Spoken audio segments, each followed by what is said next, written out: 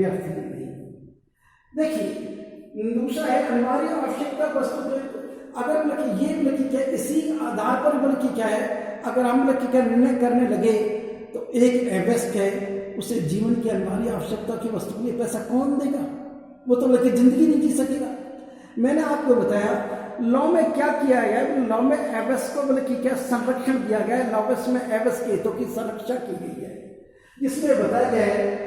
एक अवयस्क अपने अनिवार्य रोटी कपड़ा और मकान मीन्स बोले कि क्या है, ये उसके जीवन की अनिवार्य आवश्यकता है। मान लीजिए बोले कि ऐसा हो सकता है कोई लड़का बोले कि क्या बीटेक फर्स्ट ईयर में पढ़ रहा हो और उसे बोले कि कंप्यूटर चाहिए, तो कंप्यूटर उसके जीवन की अनिवार्य आवश्यकता है क्योंकि वो उसके एजुकेशन का पार्ट है। तो एक अवयस्क अपनी बोले कि क्या संपत्ति पर बोले कि दूसरे पक्षकार से जीवन की अनिवार्य आवश्यकताओं के लिए अनुबंध कर सकता है और दूसरे पक्षकार को यह अधिकार है यदि उसने ऐसी अनिवार्य आवश्यकताओं की पूर्ति के लिए अवयस्क को कोई संपत्ति या माल उधार दिया है तो उसको बोले कि क्या है उसके संपत्ति दिए गए उधार में से वो इस राशि को क्या कर सकता है, वसूल कर सकता है। तो इसलिए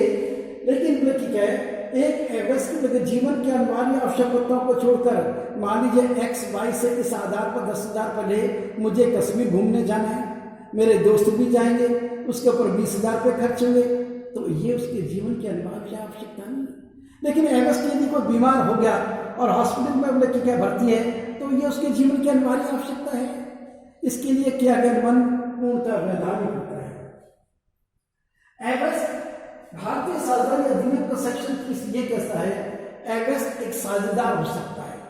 मीन्स बोले अवयस्क को बोले कि क्या साझेदार अगर सभी साझेदार सहमति दें तो अवयस्क को बोले कि क्या साझेदारी में सम्मिलित किया जा सकता है। लेकिन वो बोले कि क्या है अगर बोले कि साझेदारी फर्म को किसी प्रकार की हानि होती है तो अवयस्क का उसका कोई उत्तरदायित्व नहीं, सिर्फ व्यस्त साझेदारी उस हानि को वहन करेंगे। लेकिन साझेदारी के सभी लाभों के लिए अवयस्क अन्य साझेदारों को पर तथा साझेदारी पर वाद प्रस्तुत कर सकता है। मीन्स उसे लाभों से बोले क्या वंचित नहीं किया जा सकता। अवयस्क एक एजेंट के रूप में देखिए ये जो मुझे एजेंसी का जो कॉन्ट्रैक्ट है उसमें ये बताया गया है कि एक नियोक्ता चाहे तो अवयस्क को अपना अभिकर्ता के रूप में नियुक्त कर सकता है, लेकिन ऐसे अभिकर्ता के कारण अवयस्क प्रधान को कोई हानि होती है या अवयस्क जानबूझकर उसकी संपत्ति को रोकता है या उसका बोले कि क्या माल रोकता है तो या उसे किसी प्रकार की हानि पहुंचाता है जिससे बोले कि उसने सीक्रेट प्रॉफिट कमाए, तो ऐसी हानि को अवयस्क से क्या नहीं किया जा सकता, वसूल नहीं किया जा सकता। सिर्फ लेकिन क्या है दूसरे प्रधान को ही ऐसी हानि को वहन करना पड़ेगा। तो इसलिए वो चाहे तो एक अवयस्क को अपना एजेंट नियुक्त करे, नहीं चाहे तो नहीं करे, लेकिन दायित्व किसका रहेगा, प्रधान का ही रहेगा। अवयस्क को दिवालिया घोषित नहीं किया जा सकता। देखिए जब मैंने आपको बताया अवयस्क का कोई दायित्व नहीं तो अवयस्क जब देनदार हो ही नहीं सकता तो जो व्यक्ति डेटर्स नहीं हो सकता तो वो दिवालिया घोषित कैसे होगा। तो इसलिए भारतीय दिवालियापन अधिनियम में बोले कि जो व्यक्ति अवयस्क है,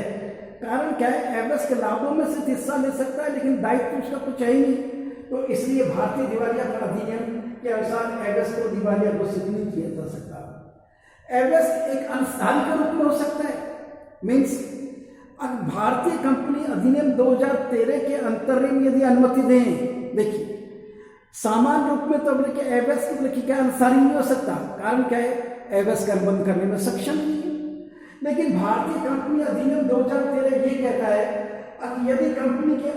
अंतरिम अनुमति दें तो एक अवयस्क को अंशधारी बनाया जा सकता है, और ऐसा बनाया गया अंशधारी बोले कि क्या है वो बोले कि क्या है कंपनी के मालिक जो बोले कि जो शेयर्स हैं उन शेयर्स के ऊपर जो भी लाभ मिलेगा उसे प्राप्त करने का अधिकार है। लेकिन मान लीजिए बोले कि अनपेड शेयर्स हैं, एक कंपनी ने अभी तक 5 रुपए की मांगे हैं और बोले कि क्या है ये जो बोले कि अवयस्क अंशधारी 5 रुपए देने से मना कर दे तो इसके अंशों का हरण नहीं किया जा सकता, तथा जो भी कंपनी लाभांश घोषित करेगी, जो भी कंपनी अंशों के ऊपर और कोई बोनस वगैरह देगी, उन सभी लाभों को प्राप्त करने का अंशधारी का पूरा अधिकार है। इसलिए भारतीय कंपनी अधिनियम 2013 ये कहता है ये कंपनी के हित में है, यदि एवेस को अंशधारी बनाया जाए तो क्यों नहीं उसे बोले कि चुकता बोले अंशधारी की जाए, फुल्ली पेड अप शेयर की जाए। एवेस एक प्रत्याभूति कर्मण, एक एवेस बोले कि क्या है सामान्य रूप में बोले कि क्या है गारंटी दे सकता है, लेकिन एज ए गारंटर उसका कोई दायित्व नहीं है। तो जो व्यक्ति गारंटी ले रहा है लेकिन वो सोचे कि मैं एवेस की गारंटी दूं कि नहीं, एवेस की गारंटी भी दी जा सकती है, एवेस की गारंटर भी हो सकता है, लेकिन दोनों ही रूपों में एवेस का कोई दायित्व नहीं। मान लीजिए एक्स वाई से क्या 50,000 को उधार लेता है और जेड जो पक्षकार है एवेस के उसकी गारंटी देता है, तो ऐसी स्थिति में जेड का किसी प्रकार से कोई दायित्व है नहीं। तो इसलिए एवेस और ये जो प्रत्याभूति का एवेस की क्या है गारंटर भी हो सकता है, एवेस की क्या दूसरे पक्षकार से गारंटी ले भी सकता है, लेकिन दोनों ही स्थितियों में कारण क्या है एवेस की यदि ऋण लेता है तो दायित्व किसका, गारंटर का। एज एवेस मूल ऋणी का क्या है कोई दायित्व नहीं है। एवेस एवं संयुक्त वचनदाता, मान लीजिए बोले कि क्या है किसी पक्षकार ने बोले कि 4 संयुक्त वचनदाता हैं, जैसे एक्स वाई जेड ने बोले कि मिलकर बोले कि मान लीजिए एक बोले कि क्या है कंप्यूटर खरीदा और उसमें बोले कि जेड पक्षकार एवेस गए, तो उस पैसा चुकाने का दायित्व किसका है,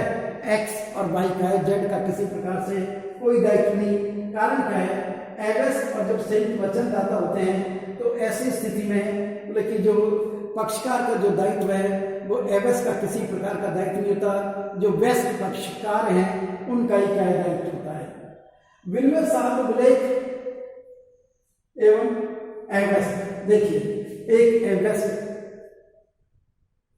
चेक लिख सकता है, ट्रांसफर कर सकता है, एनरोलमेंट कर सकता है, लेकिन यदि वो पैसा चुकाने से मना कर दे तो एवेस का कोई उत्तरदायित्व नहीं। हाँ,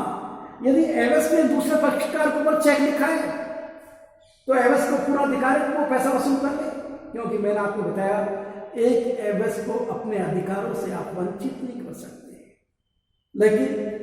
उसका दायित्व और उसका हानि के लिए उससे उत्तरदायी नहीं ठहरा सकता, क्योंकि लोही मानता है अभी वो पक्षकार एवेस होने के कारण ना समझ है, नादान है,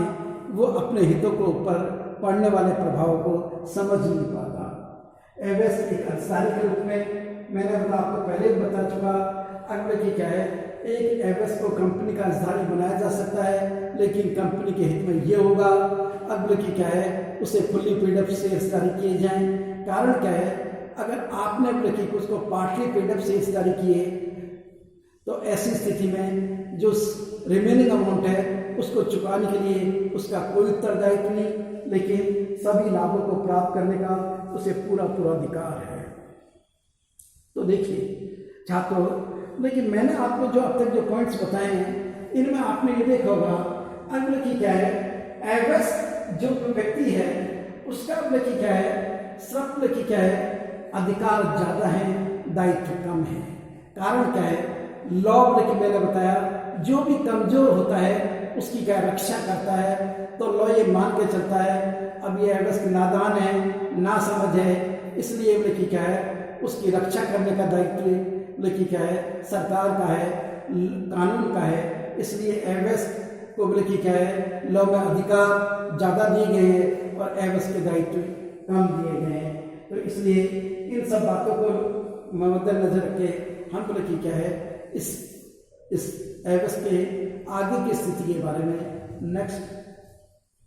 लेक्चर में डिस्कशन करेंगे। Thank you.